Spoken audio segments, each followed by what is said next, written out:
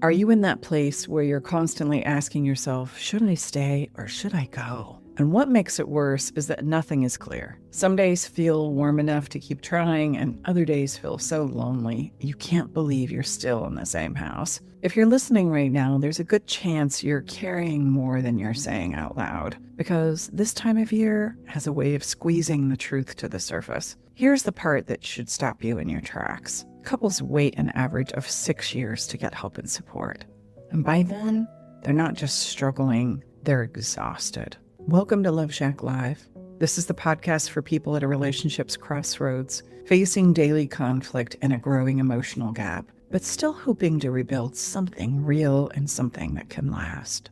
I'm Stacey Bartley, a relationship mentor, and I'm here with my co-host and lover Tom and our daughter Brooke. Today's episode is a special rebroadcast of one of our most impactful conversations here in the Love Shack, navigating the land of maybe. If you've heard this one before, listen again, because you're not the same person you were the first time you heard it, and chances are your relationship isn't either. And if you're new here, welcome. You're going to learn how to stop living in the emotional whiplash of yes, no, maybe so, and start making decisions from clarity instead of panic. In this episode, we answer the question, how do you move through the land of maybe without running out of emotional gas? We'll give you real strategies to slow down, stop the blame cycle, and change what you do in the moments that usually blow everything up. And if you're dealing with space right now, this is especially for you, because space and separation can be a reset, or it can be a slow exit depending on what you do right now. Stay with us. This might be the episode that helps you stop spinning and start moving forward in a new way.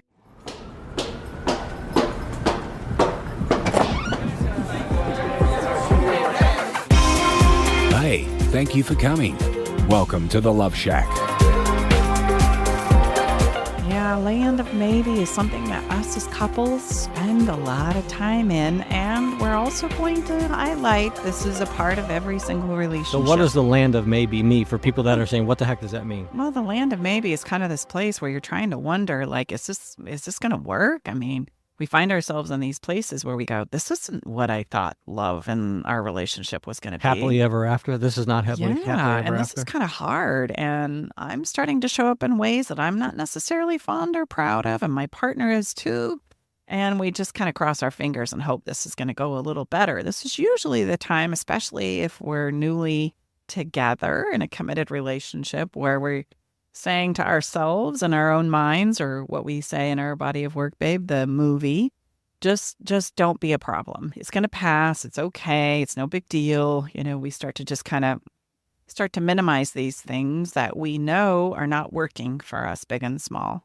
So could this also be a place where people that maybe have been together for, say, an extended period of time as well? Oh, absolutely. In fact, this usually plays out in that regard. And so, you know, as we like to say, a little problem now, big problem later. There are things that when we co-create or come together as a couple that need to be vetted out. And I think the thing that we don't understand and realize as human beings is that having things that don't work for us in our relationships is absolutely normal. And that prevents us from being able to navigate through these moments of being in the land of maybe, where it's like, oh, holy cow, I didn't know this was part of us. I didn't know this was part of our relationship. I didn't know this was going to be the way this was all going to go down, because on the front side, we all make up this incredible vision, thank goodness, that it's going to go a certain way. And when we become disappointed or disenchanted by what it is that's actually playing out, oftentimes we just don't know how to handle it. And what we find ourselves in is that land of maybe. And unfortunately, and this is why we're doing this episode, is couples spend their entire relationship in the land of maybe. Yeah, so we're going to do everything we can to help you understand it, and then give you actionable strategies and some skills and tips to get you out of the land of maybe. We're not supposed to hang out in the land of maybe. It's supposed to be a place of navigating through the land of maybe. Stacey and I have both been there. It is, I would say, one of the maybe the most difficult place I've ever been in relationship-wise. And yes, we find our clients have hung out there too long. And guess what? You're going to run out of gas, emotional gas. You cannot stay there. And some people choose to. And it's why a lot of destruction happens with themselves, with their physicality, with their emotions and their emotional body, you know, as well as their physical body. And it's also types of breakdowns happen. It's also responsible for a lot of impact on kids and our money, our health, our careers. It's responsible for a lot at the end So of the if you day. forget everything we've said, please, with great love and respect, do not hang out in the land of maybe. And I like to say the land of maybe looks like this. Some days, yes. Some days, no. And some days, maybe so. Yeah. There you go. So, babe, when were you in the land of maybe? I call it hell on earth. Like, if there was a place that I would deem as hell on earth from my own personal experience, as well as like supporting our clients through this place, it would be this place of the land of maybe. Yeah, well, I was there, in my first marriage with my first wife, Roxanne, where I know both of us knew that there were, moments and days and weeks and months of land of maybe, and it's very difficult. The most difficult, I think, for me personally, was the thought of breaking up my family. Mm-hmm. Well, and that's the thing about the land of maybe is, there's always a place where there's some good and then there's some challenges. And I just had a thought here and I'm going to share it. We're not at all saying or suggesting that if you're in the land of maybe, you're not going to make it. You can't do a redo and restart and make it better than before. Absolutely not. That was simply my choice and my experience. But we want you to know, and we have success doing this, bringing people together in this very difficult place and having them create a redo. In fact, we're going to share some clients that come top of mind that came to us in this very difficult place, and now they're doing better than ever. So, well, yeah, I love that you brought that up. Janet and Rich, Yep. Some clients that were in a really challenging place when they reached out and became part of our Love for a Lifetime program. And the story is Janet had already filed for divorce, actually, but they were still living together. Why? Because Janet really didn't want it to end. She just didn't know what else to do. And she sought help, and her counselor was professing to Janet that her husband was a narcissist. That word thrown around here, man. I know. And that's a conversation for a whole nother time. But anyway, yeah, so Rich was labeled. Oh, that's good job. We did that at the same time. Labeled a narcissist. Yes. And the counselor said, No hope. No hope. There's no way he's going to change. That's not what narcissists do. They don't care. They don't show their feelings. They are just interested in serving themselves. And dang good. Well, it kind of is the label, in human development and behavior. There's two words that make us all take a gulp, and narcissism is one. What's the other one? And psychopath is the other. So those two make us kind of go, oh, that's bad. Oh, they're a narcissist. Oh, honey, there's no hope for you, or gosh. So anyway, they came to us. That was the situation. And yeah. And so her counselor was strongly encouraging her to leave, that there was no hopes and no options, and that actually she was the one that was dysfunctional by choosing to stay in it. And there was just something that Janet couldn't let go of. And so she started looking for more answers and more solutions for this very conflicted place that she found herself in. She really was in that place of it's too good to leave and it's too bad to stay. I know that change needs to happen. I just don't feel like ending my relationship is something I'm ready for right now, even though, like I said, she had filed for a divorce. And so she, chose to come and work with us. And through the process of working with us in our Love for a Lifetime program, Janet and Rich discovered a lot about each other. Janet realized that Rich was showing up as a narcissist only because he was scared to share his feelings, not because he didn't care and didn't have the ability to feel empathy. He had come from a very abusive past, religiously and family of origin-wise, and he simply was terrified of really sharing with Janet what it is he wanted and what he needed and what it is he was truly longing for at the end of the day. He didn't feel like he had any rights to do that. That seems to be, you correct me if I'm wrong, a similar challenge for clients that we work with when we don't know how to share what's going on within ourselves. Like we say, our movie, put that in words that we first understand, then be able to share that with our partner, our husband, our wife. Why is that so terrifying? Well, because a lot of what we've been raised in and a lot of what we know as human beings is manipulation, quite frankly. Like we live in a whole society and culture that's based on manipulation, and doing that game of manipulation, we don't even really see and understand what it is we're doing when we show up in this way. And I would encourage you to watch the episode on manipulation where we dive deep into this conversation. But manipulation is simply you do what I say and you're going to get what you want. And this is definitely how Rich was raised. And this is definitely some challenges that he faced. And so he didn't feel like he had the right or the permission to ask or advocate for himself. That would be selfish or self-centered. We all can relate to comments like, you think the world revolves around you? You think that I'm just going to do what you want because it's important to you? No, I'm going to do what I want. And oftentimes that can go misclassified as narcissism. Without digging deeper, you won't find that actually I'm not showing up and I'm not expressing and sharing and pretend like I don't care because I'm in so much pain. And Janet was doing everything she desperately could do to get him to show up in their relationship. And she herself was starting to break down. And so they found themselves in this very, very difficult place and didn't know what to do. And it was beautiful to watch them as they would share their stories and some of the teachings and frameworks that we teach a lot to our Love for a Lifetime clients. It was able finally to open a safe place where they could start sharing what was truly going on. And this is where Janet discovered not only was he not a narcissist, but he was a very emotionally sensitive person. Emotionally sensitive people often gets mislabeled there because if I'm emotionally sensitive, to cope, I'm going to pretend like I don't care. When really the pain is coming from the place of, I care so much. I don't know how to deal with it. It's overwhelming and I don't know how to handle it. So I'm going to try and convince myself and pretend like I don't care at all, because then I have to deal with all these uncomfortable feelings I don't know what to do and how to manage. And so not only were they able to repair their relationship, they were able to rip up the divorce papers. And they are still together to this day. And more importantly, they gained the skills that they needed because, listen, we all have a behavior, I call it that thing I do, that when my emotional back gets pressed against the wall, that's going to be probably our first knee-jerk inclination. And instead of learning the knee-jerk inclination as the end-all be-all, I can say, oh, yeah, okay, this is that thing I do. I need to do this instead. And at first, it's a very clunky process, but as you start working with it, it's a life changer. It's a game changer. And that's exactly how it played out for Rich and Janet. Now, Janet had her piece too, right? Janet had her piece where she wasn't necessarily making it safe for Rich to show up and share some of those emotions that weren't working for him.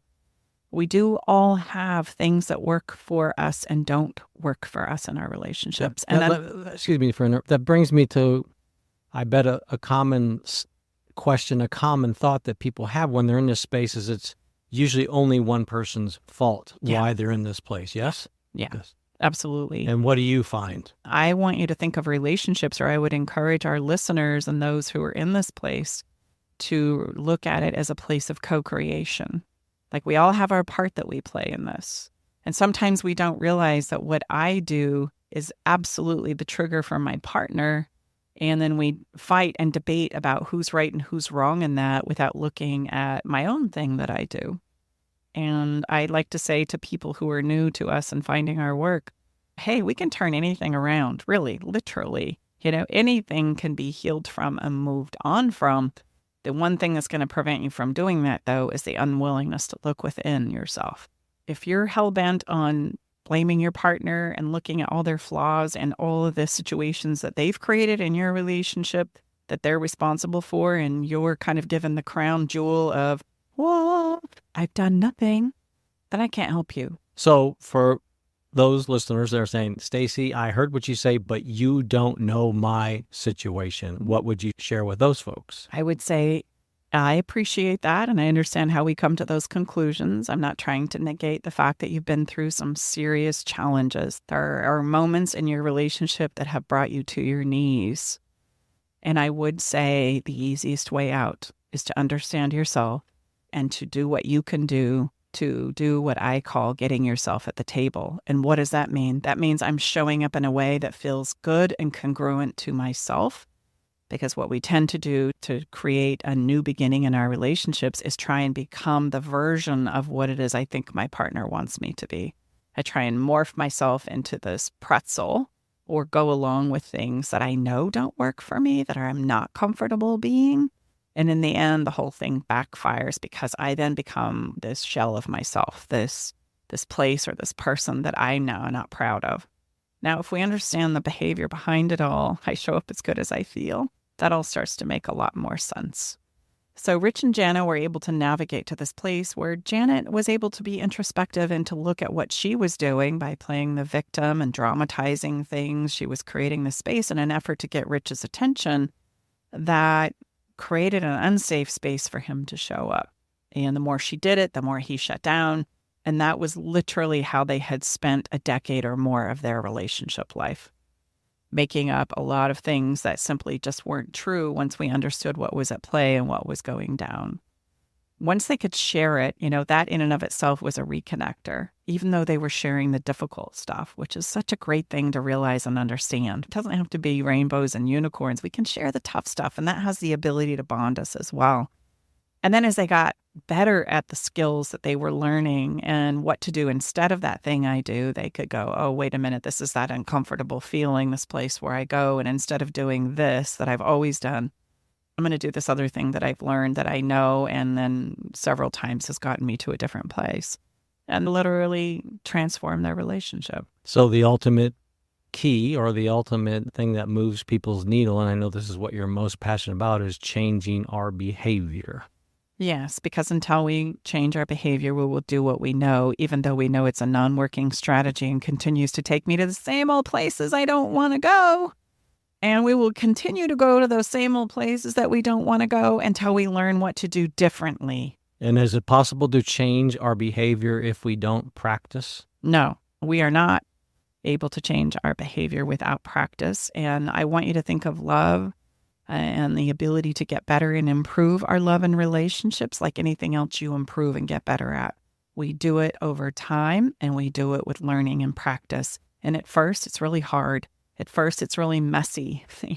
And so, it's kind of ironic when we think, oh, okay, this relationship is not really working for me. I got to do something different. And we think a new relationship is going to do that. And then we find ourselves showing up in the same way in the new relationship. And inevitably, most often, we find ourselves creating very similar situations to the one that we were trying to escape, not realizing it's my behavior. It's where I go when my back is pressed against the wall emotionally. And it's the emotion that gets us. It's the triggers that get us. Logically, it doesn't make any sense, but we go to these places that we don't want to talk about, we don't want to identify, and we don't want to learn about. And so it prevents us from getting better at it.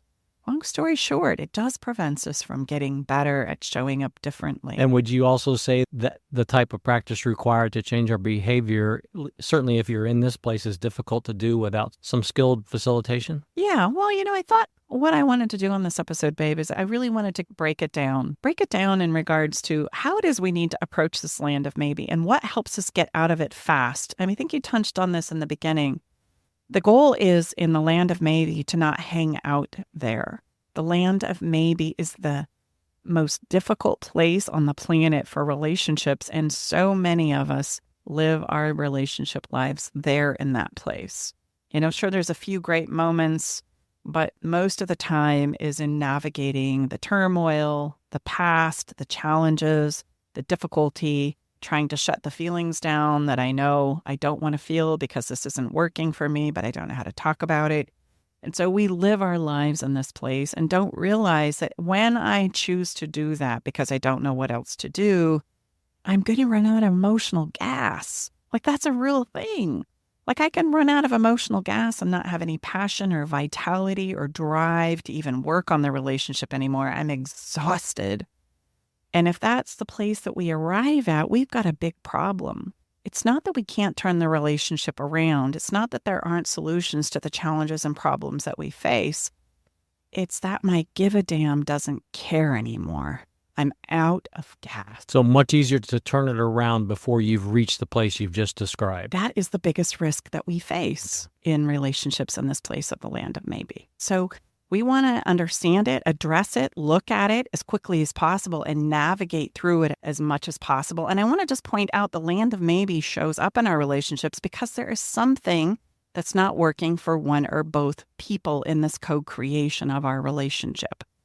Okay, that's normal. And unfortunately, when we find ourselves in places where it's not working, we want to blame ourselves or the other person. And we think that's the thing that's going to help us get through it. If we just find who's responsible here, then voila, problem solved. No, actually, that's not problem solved. that's a place where you're going to continue to be in the survival mode place. I always like to say to my clients, hey, you guys, how about this? How about you blame me? I'll take full responsibility for anything and everything that's happened in your relationship. So now what are we going to do? And there's this moment where we kind of go, yeah, great point. So we can't spend time deciding who it is that's right and wrong in a situation and think that that's going to take us to the promised land. We need to think of solutions. And so I have some tips here that I want to pass along for you that help you kind of look at this place in the land of maybe. Before you get into the tips, I have a question I think some of our listeners might be wondering. Like, how do you know if you're in the land of maybe? What does it feel like? And the thing that comes up for me is laying in bed next to your partner and feeling the loneliest you've ever felt in your life. You know, like having that feeling of connection that you used to have and it's gone. What would a symptom of being in the land of maybe feel like? Yes, great point.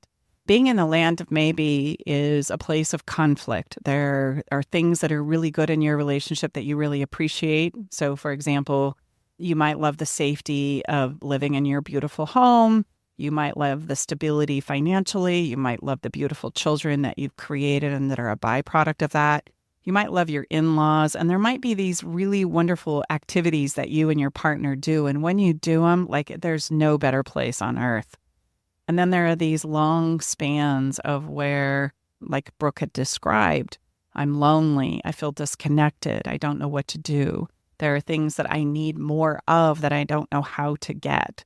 And so it's in the attempt to get those things that I don't know how to do. And those things grow into bigger things, the frustration and the disappointment and the lack of what Brooke had said, connection, are traditionally things that are exceptionally important to us as human beings.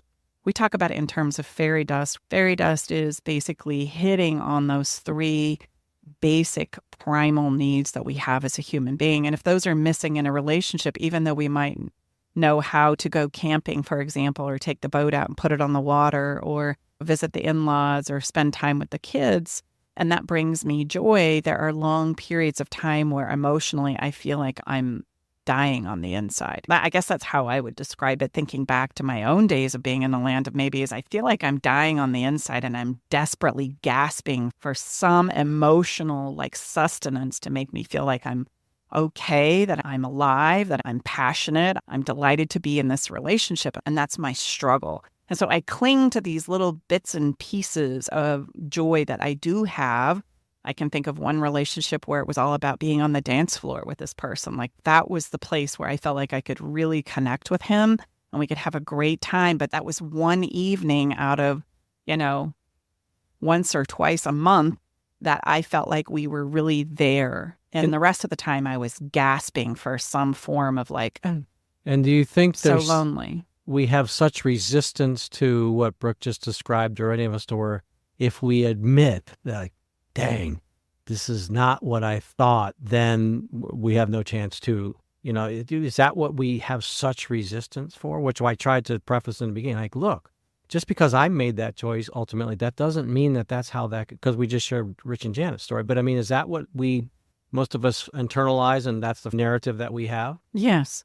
Well, I mean, think about my story here. I didn't know how to say, I'm so miserable in this relationship. Right. The way that I get joy out of this relationship is if we could go dancing every night, that would really work. But that's not realistic. Come on, that's not going to happen. There were bigger problems. And we could overstep them and have a few moments of connection. But the real serious issues in our relationship were not being addressed, and we didn't know how to address them. And just like most of our clients do at that particular point in time in my relationship, I thought just hanging in there was going to see us through. If I just waited it out, certainly the light bulb was going to come on for me or him or both of us, and we were going to be able to turn this thing around. And what we don't realize is that that's not ever going to happen. Kind of like the hope and pray strategy?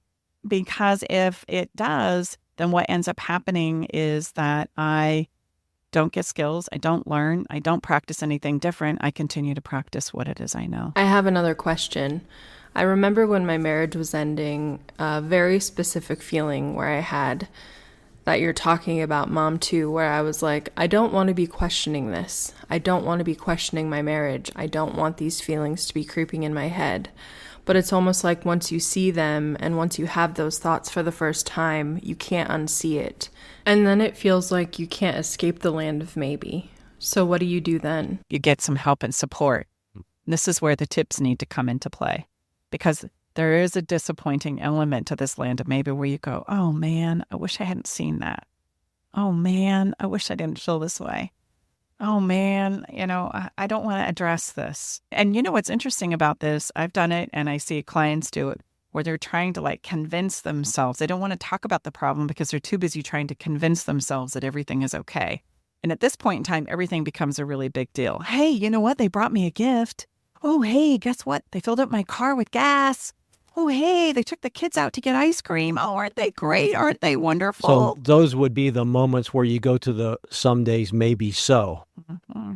So it's this unbelievable place of, talk about a Emotional roller coaster. Yeah, we did it again. Nice job there. But I mean, really, that's why you have yes, no, maybe so. Just exactly what Stacey described. And like Brooke said, dang, this was not in the happily ever after picture. And I really don't even want to deal with it. Mm-hmm. Well, and unfortunately, because of what we've been taught about not wanting to be a problem, not wanting to accuse our partners of being the problem, we talk about don't blame them, that's not going to take you anywhere good.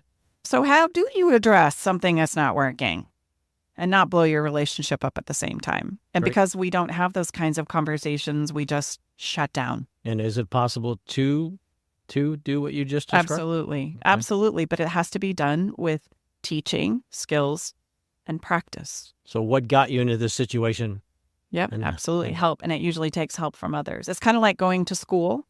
If I want to get good at something, we do all kinds of things. We take online courses to improve our career skills and to learn about our finances and money. And we do all kinds of things to give ourselves an upgrade. I take tons of courses in my field and line of expertise. How about our new body of work? What are we, consistently doing now we've never done before? 4 times CrossFit. I go to we go to CrossFit because as we're aging, we're realizing we don't want to lose strength, and so we sign up, we take courses, and we've learned about health and nutrition and all those kinds of things, and it's an ongoing journey. And where do we go to do that when it comes to love and relationships? We've got to get better at this. And the only way we can get better at it is if we look at it, we study it, we embrace it, and we practice it. Well, I was going to say the last point, because Stacey and I, many times when we were able to walk to where we do our CrossFit, and I think, you know what, that's hysterical to think that I would do that on my own. There ain't no way in heck. And I'm a pretty disciplined guy, yes? Would you say I'm pretty disciplined? Are you talking about the burpees? Whatever. I mean, come on. Did you ever drop and do 30 burpees? Because you wanted to after a morning cup of coffee? Most often, especially in the beginning, we're not going to practice, do what Stacey calls in her book, the emotional push-ups. We're not going to do them on our own. That's okay. It takes a stronger person to realize where we have shortfalls and then seek out the professional people. Our owner, a CrossFit lady, she's awesome, but, that would not happen. To be taught and mentored through the process is everything. And we've got to do that if we want to get better at anything we do. And that includes love and relationships too. So how do I convince my partner that they too need to work on this with me if I've got what I like to call a resistant husband or wife? Mm-hmm. How do I make them, him or her? Let's talk about what we typically do when we're in this place. And we get this question a lot. Yes, a lot. How do I convince my person that this relationship is the greatest relationship? And how can I talk them into working on it? And let's talk about what we typically do, and then I'll help you see what I encourage you to do instead. What we typically do is we blame them.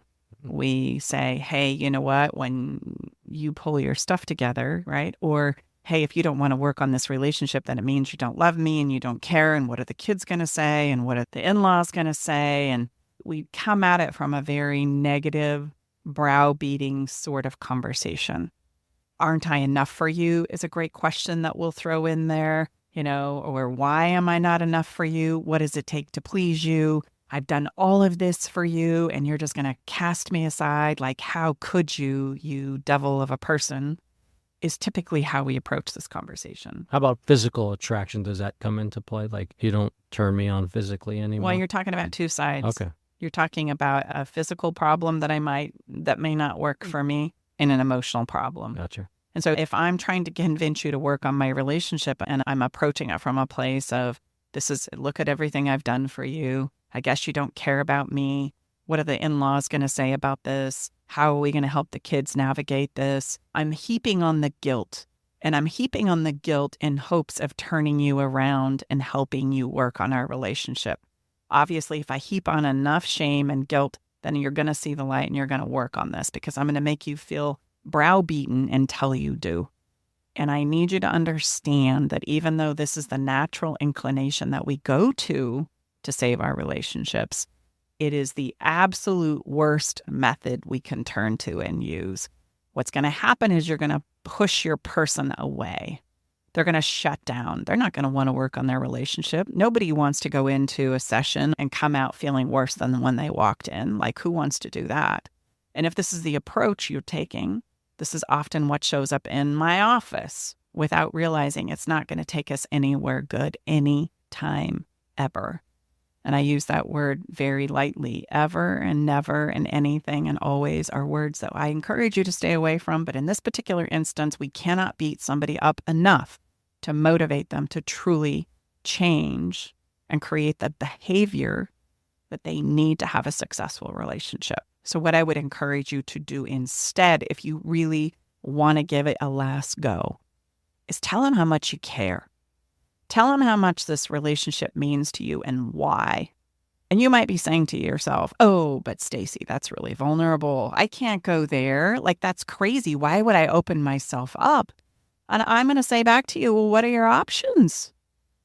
If you're not going to tell them how much you care and how much this relationship means to you now, then when would be a better time? Okay, let's say, you're feeling really bummed, banged up, and there's obviously some things that haven't been done as good as they could have been on both sides, your side and your partner's side. How might that sound? Give somebody a sentence or a couple sentences that they could take home right now and use. Well, I'll give you a real life situation. I remember being in the land of maybe with my second husband. Ooh, I thought yeah, that was coming at 13 me. years. Oh, you did. Did your armpits get sweaty? I wasn't sure. Maybe we had something to talk about on air here. Honey, Sure. we're going to do it right here. We're going to solve this here and now. Okay. I was admittedly the one that was saying, I don't think I can do this anymore. I'm so out of gas after 13 years of trying to figure this out. And he, instead of him saying, I love you, I want to work on this relationship, let's not break up our family, I'm willing to do whatever I can do to save our relationship, he turned it around and said, well, it's because of you this isn't working. You've done this, and this to destroy our lives. And some of that may have been true or not been true, but the fact that he approached it that way and continued to bang on that in spite of me going back to, now, wait a minute, there was addiction in this, and wait a minute, there was bipolar in this, and wait a minute, there was infidelity on your part in this. How in the world can you not take any responsibility for this? And that's where I got hung up and thought, if you're not even willing to take responsibility and you're going to blame this all on me, then I've got nothing to work with here. There's my sign. And that's why it's so important. You can overstep all of that if you just simply communicate how much you care and how much you want this relationship to work. So give us a precise example so people, how would you phrase it? Short and sweet. Okay, short and sweet is, hey, you know what, sweetie? I know our relationship is really struggling right now. And I know that I'm unhappy and you're probably unhappy if I had to guess. But what I want you to know is that I really care about us and I care about you. And I really want this to work out. I really want this to go well. So could we get some help and support? And would you be willing to work on this relationship with me? I'm willing to do my part to turn it around. Would you be willing to do yours? I love you. And I love you is something that's difficult for us to say, especially when we're upset and we're frustrated and we're disappointed. But think about it. That's why you're disappointed, frustrated, and upset, is because you care so much, because you want this to go well. And so we've got to dig down and we've got to pull those things out, because we have a higher percentage and chance of enrolling our partner into working on our relationship if I come from that place than if I come from the place of that guilt and shame, which is traditionally where I go. We can't beat somebody up enough. It's just a human behavior principle. I can't beat them up enough to influence them or to encourage them or motivate them to work on our relationship. And oftentimes that's the track that we take. I also want you to know that feeling conflicted in the land of maybe is totally normal. Like, that's normal. And we're all going to have a place where we're conflicted in our relationships at times where we kind of go, oh man, didn't know this is part of the deal. And in fact, in the spirit of full disclosure, Tom and I have had that same experience in our relationship pretty early on. And I'm just going to check in with him right now. I mean, are you feeling it now? I am all in.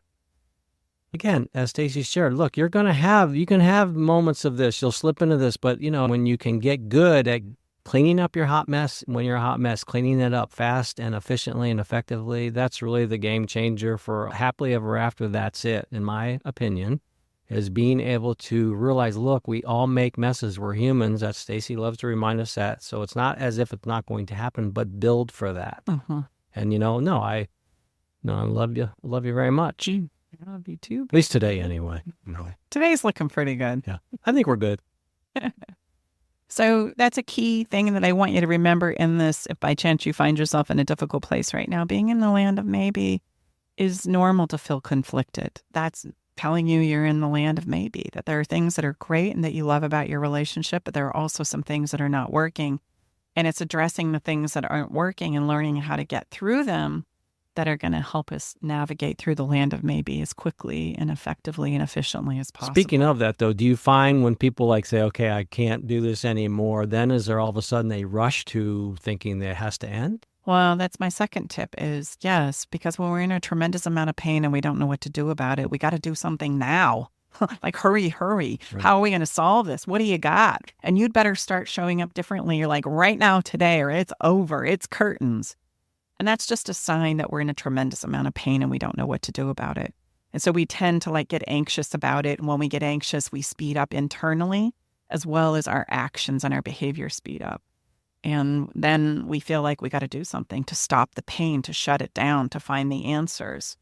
And I need you to understand that actually what's going to really help you navigate through this better is to slow down. And the slowing down helps us utilize different parts of our brain. It helps us think things through. And if we slow down, we're also going to be able to see and understand, and more importantly, get complete with the things that aren't working. So many relationships end with a feeling of incompleteness.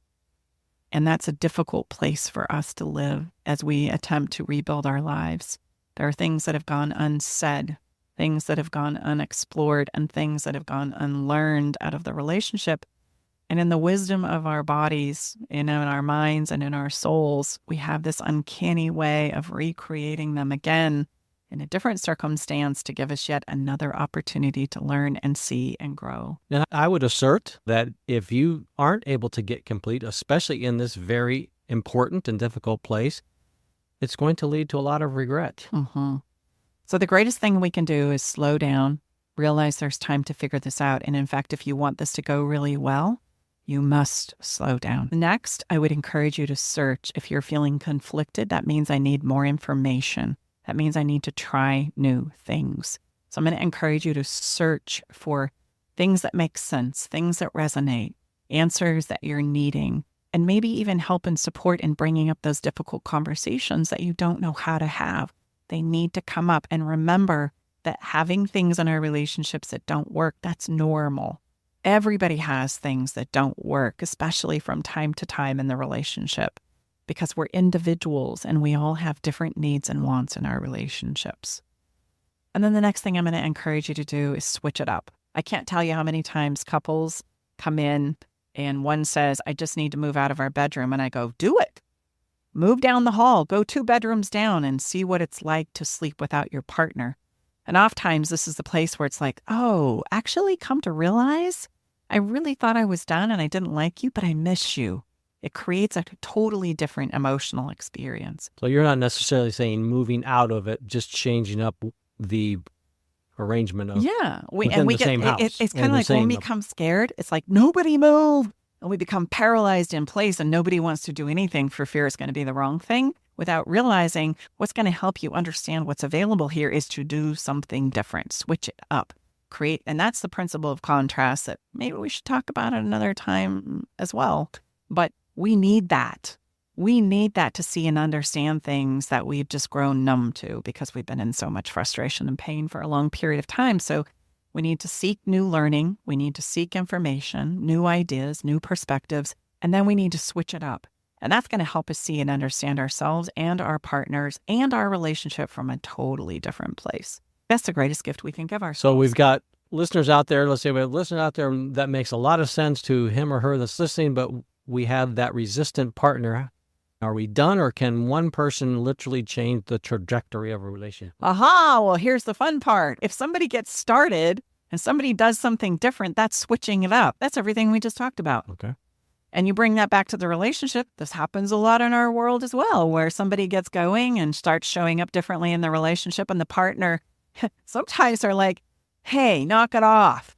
Like, this is working and it makes me uncomfortable. Because I don't want to admit that this works. I don't want to admit that we have problems. I would say we have at least, off. Sometimes the percentages are different, but I would say overall in our 10 years, I would bet at least half of the clients that come to us that are coupled start individually, yes? Yes, absolutely. And then the partner goes, okay, fine, this is working. And I always share with people when I'm talking on the phone, we've been called some things that aren't so nice to, and like, I'm never going to work with those bleep people in California, right? And lo and behold, they do. And, we're okay. We can take that. We understand, emotions are running high. So none of that bothers us, just oftentimes your new behavior can be the inspiration and the catalyst to bring that hesitant or standoffish partner to the table. Well, it's really putting yourself in a no-lose situation where you're either going to improve and get better for the next round, or they're going to come along with you and you're going to transform the relationship that you're already in. So a true win-win. It's a true win-win. And oftentimes I want to just say this, as partners, we have our respective partner as a catalyst. So, sometimes, in the spirit of full disclosure, let me just say what it is I'm trying to say, and as I'm stumbling over my words here. I wanted to go back to CrossFit. You didn't. And I finally said, no, it's very true. Very true. And I said, okay, we're doing this. Come on, you're either coming with me or you're not. And that was the catalyst that Tom needed to go, yeah, okay, you're right, probably right. If I would have sat around and waited, we probably still wouldn't be doing CrossFit. And there's times where Tom will say, okay, enough, Stacy. It's time for us to get the heck out of here. Stop working. Let's go have some fun. He does that for me too. We're gonna go to the wine country this weekend. I'll go, oh, I don't know. I get in the car because we're leaving. And okay, that's the catalyst to help us knock ourselves out of these patterns that we can get into as human beings. And that really is one of the core benefits of being in a relationship. So if we sit around waiting for everybody to be on the same page, which very typically they're not, then we lose the gift sometimes that we can bring to the relationship and saying, hey, we got to do something about this. Come on, I got this idea. Let's try it. So much better to try something and decide it doesn't work than not to try anything new at all, because then we become literally stuck in these patterns of breakdown, which is the last thing I want to say about this place. If you know you're in a pattern of breakdown, and we know when we're there. Yes, we do. We know when things are not getting better. It's not working through a tough time, actually. It's like everything is getting more and more difficult. Our health is getting more difficult. The kids are getting more difficult. The career is getting more difficult. It's in a process of breakdown. That's very different than breakthrough. Breakthrough means we're still going through a really difficult time, but things are feeling a little bit better. We're getting better at this. I'm starting to see a light at the end of the tunnel. And that's knowing that you're working your way through the land of maybe. So if you find yourself in a place of breakdown and you've been there for a while, it's really imperative that you do something to switch it up, that you learn something new, that you do something different, because you're literally stuck in a pattern that becomes very quickly a prison. And your relationship will run out of gas, and somebody's going to choose to end it. It's kind of like he who runs out of gas will end it. Not because they don't love you, not because they don't care about you, not because there aren't great things present in this relationship, but it just sounds like this. I just can't do this anymore. I'm out of gas. And I like to remind us, we've all heard that in our circle. Some version of, gosh, you're not staying together. Yeah, I just can't do this anymore. Well, yeah, you can't, because none of us, if we're not doing things to continually, I love Brendan Bouchard, the power plant doesn't produce energy. The power plant creates energy. So if you're not creating daily new energies, guess what? We're going to run out of gas. Yeah. And it can't come from a place of banging on the problem or the challenge that you're finding yourself in, which is what we know to do. It's finding solutions to move through it. That's going to be the ticket. out of this place called the land of maybe. And if you feel like you can't do this on your own, this is exactly what we specialize helping people. Why? Because Stacy and I have both been there, and it's what we wish we had access to when we were going through it ourselves. Mm-hmm. So, reach out to us if you need some help. This is what we do. We're going to switch gears now. This is where we do a hard left and we go from talking about something like being stuck in the land of maybe to our follow the fun moment. Why? Because I want you to see we can do that. If you can do it here listening to my voice, you can do it in your life. It's like, okay, that was tough. That was hard. Probably brought up a lot of feelings and thoughts that were uncomfortable. And now we can push the brake on that. We can totally switch gears. And you don't have to wait till everything is all figured out before you have some fun, No, right? please don't do that. Yes. This is a great way to recharge or refuel you so that you do have the emotional gas necessary for the journey. It's important. That's why we include it in every single episode we have ever done and will ever do. There has to be a little bit of fun in here to remind us all, okay, look, that was hard. And I have to add that having fun is the antidote to the land of maybe. Yes. Yes. That ability to dance with that partner of mine at least a couple of times a month is what gave us the gas to last as long as we did. And unfortunately, we didn't know how to go and correct some of the things that were going on in our relationship. And so we too ran out of gas. But that ability to connect kept us in the game longer. And if we'd have had the other few steps, I don't know, honey, maybe you wouldn't be in the picture. That's not possible. Moving right along, ladies and gentlemen. Follow the fun has now been canceled. No, just kidding. What kind of fun we having? So I want to let our listeners know that last night I told you that you have the body of a god. Oh. And you know what his reply was? Are you referring to Zeus, the Greek god, or are you referring to Buddha? And we laughed. And that's the part that I want to say, hey, you know what? We all need a little humor in our life, right? And of course, I reassured him that he was the god of Zeus. I mean, come on, give me a flex here. But here's what I want you to do for this week's Follow the Fun. It has been said that the shortest distance between two people is laughter. Absolutely. And when building a long-lasting relationship with the one that you love, humor is an attribute that must be part of your relationship mix.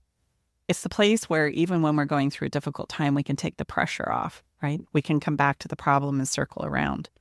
After all, couples who laugh together stay together, and the chances are pretty good for you. If you can laugh, you're going to be able to see each other in a rocking chair and grow old together with your great-grandchildren.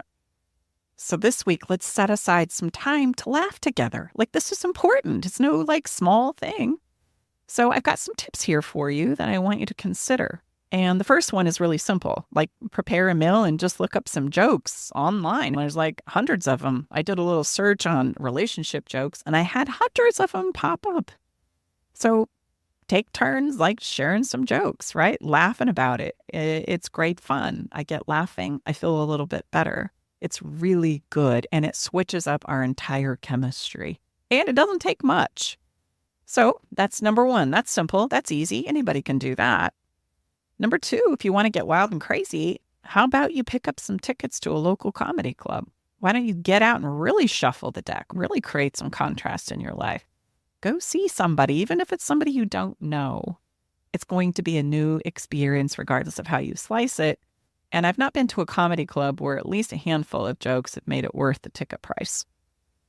Number three, do an in-home comedy night. Stream your favorite comedians on Hulu or Netflix or Amazon or whatever your streaming device is. They have so many to choose from. You can pull up your favorites.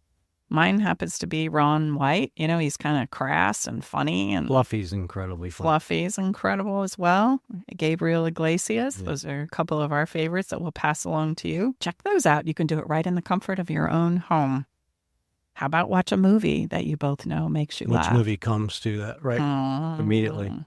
For me, Liar, Liar. Yeah. If I'm feeling down and blue, that's going to be my go-to for sure. And if you're feeling really brave, and this is where I need to give you a fist bump, babe.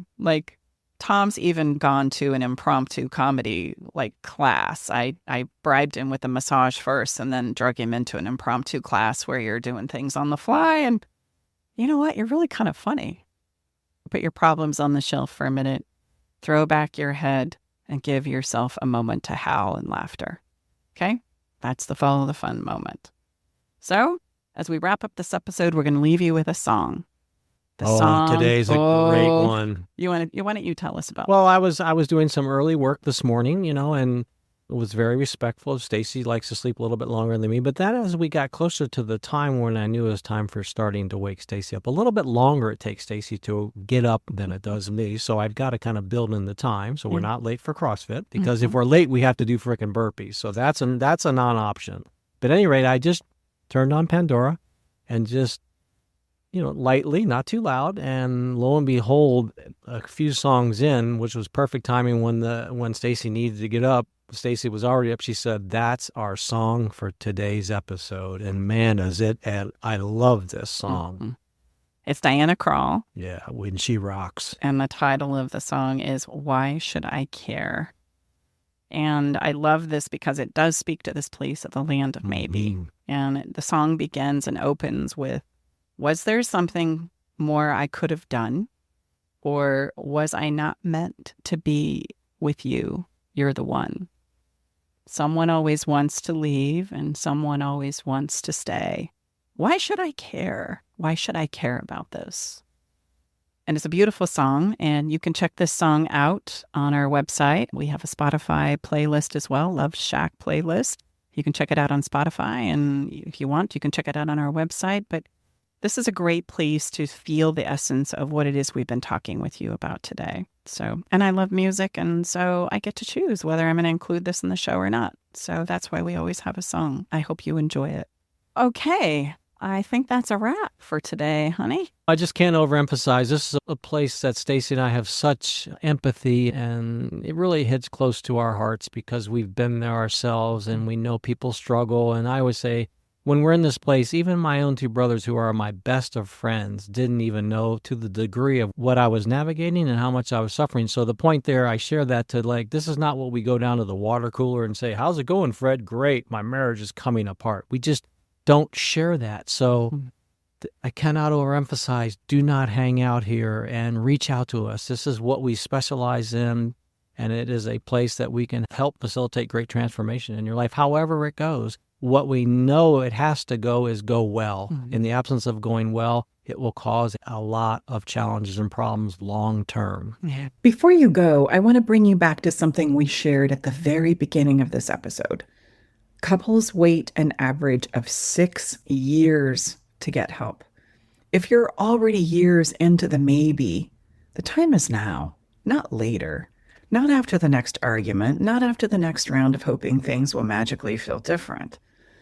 And to help you with this, Tom is offering a free clarity call to help you slow things down, get some clarity, and figure out your next best steps. Whether you're trying to repair, navigating space, or deciding what you can't keep carrying anymore, let him help you. You can book that call at stacybartley.com/apply. And listen, don't wait. 6 years is long enough, don't you think? We'll also be taking a short holiday break next week, but we'll be back the week after with more real conversations, practical skills, and support to help you navigating love, connection, and the hard moments in between. Please know we wish you a very merry holiday season and extend our gratitude for you. You are the gift that keeps us showing up each and every week with this podcast.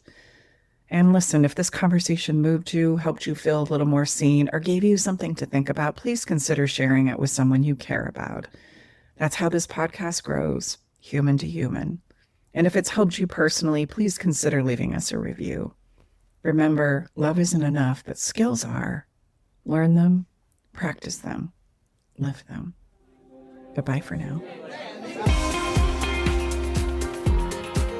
All right, it's time to leave the Love Shack. But before we part ways, we want you to know our door is always open and we'll leave the porch light on, ready to welcome you back whenever you need a dose of relationship wisdom. For more resources and tools, visit us at loveshacklive.com to dive deeper into the topics we've explored and find additional support for your relationship journey. Stay connected by subscribing to our podcast. Thank you for being part of our Love Shack Live community.